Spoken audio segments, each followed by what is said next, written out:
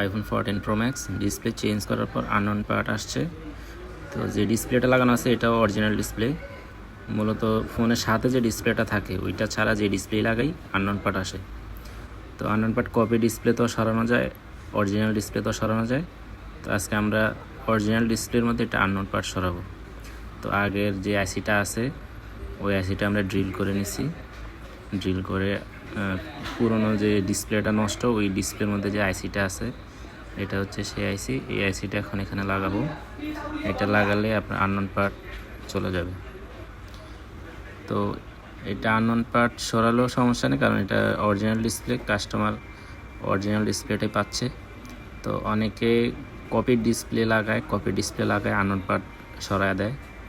তো ওই ক্ষেত্রে কাস্টমার ক্ষতিগ্রস্ত হয়, কারণ কপি ডিসপ্লে কালার রেজুলেশন ভালো না, বা অ্যাপেলের যে ওই স্মুথনেসটা থাকে না, চাইনিজ ফোনের মতো লাগে তখন।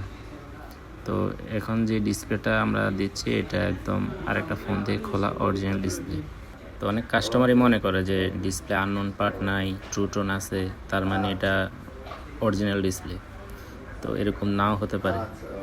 যারা সেকেন্ড হ্যান্ড ফোন কিনবেন, যে ভালো বোঝে ফোন সম্পর্কে এরকম একজন সাথে নিয়ে তারপর ফোন কিনতে আসবে, কারণ এখন ম্যাক্সিমাম ফোন ডিসপ্লে চেঞ্জ করা, ব্যাটারি বুস্ট করা।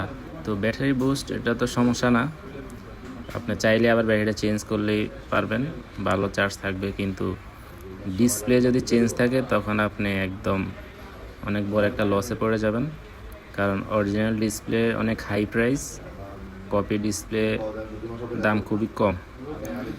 সো খুব কেয়ারফুল যখন ফোন কিনতে আসবেন, ভালো করে দেখে শুনে কিনবেন।